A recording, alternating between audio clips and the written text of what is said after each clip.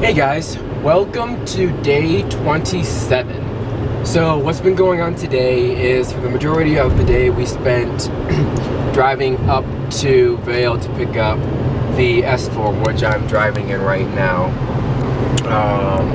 And I had a conversation with the owner of the company that I work for, just kind of like about performance and just like a genuine these are some of the issues that we're having. This is like, what are your concerns? I address my concerns, and then we're just going to kind of work together to tackle those.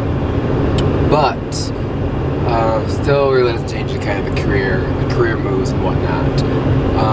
Well, like really, what I wanted to kind of focus on, and today, what I wanted to kind of articulate was something that I saw at the gas station. It was so cool, and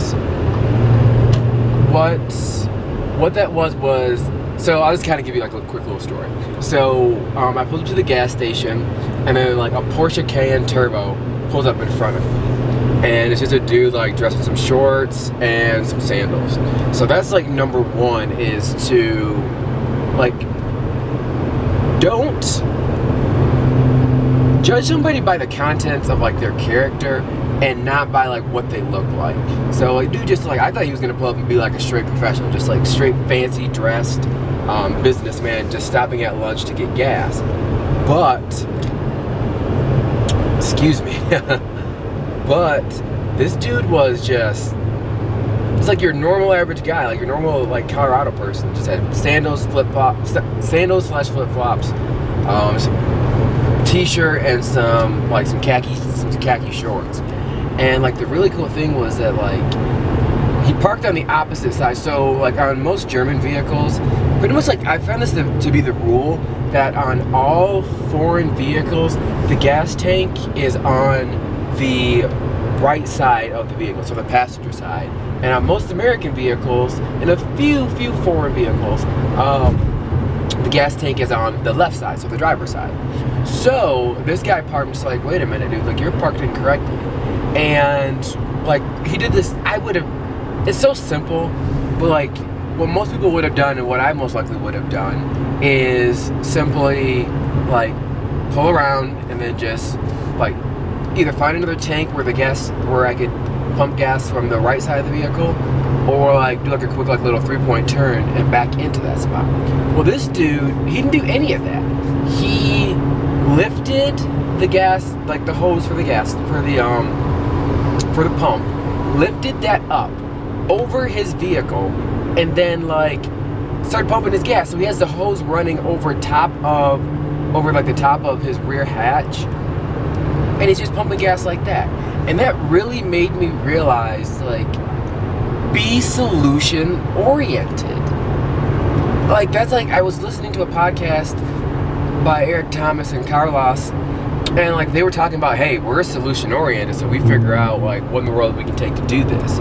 And that's one of the things that's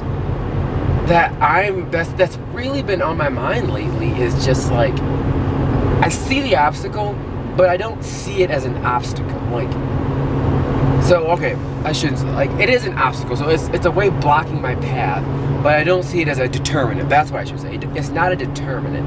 So it's just like, all right, so take my ZHP for instance. I want to get a ZHP. I've got 6,500 ready to go. The one that I want is $7 grand. Well, sorry, it's around like, it's $8 grand. So I'm probably gonna need like $10,000. So I'm gonna need probably like another $4,000 or so in order to make this happen.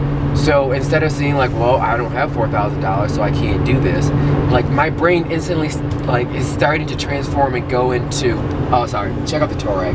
I love that vehicle. Sorry, so random. But the way that my brain's starting to become is just like, okay, what do I need to do to make up that $4 grand lack that I've got? So it's just like, well, I've got my emergency fund. I don't want to touch my emergency fund for a car. There's nothing wrong with that, because like I've got a super beefed up emergency fund, but I just don't want to do it.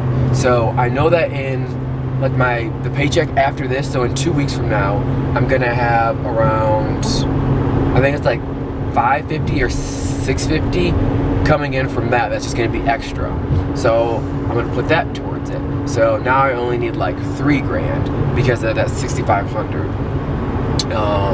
And so it's just like, what else can I do to kind of make up the money that I'm lacking for this? And then like my brain instantly just like, okay, well, hey, you go back and like do like your own thing, do your business. So being like a car broker. So when I get home tonight, I'm gonna start it back up.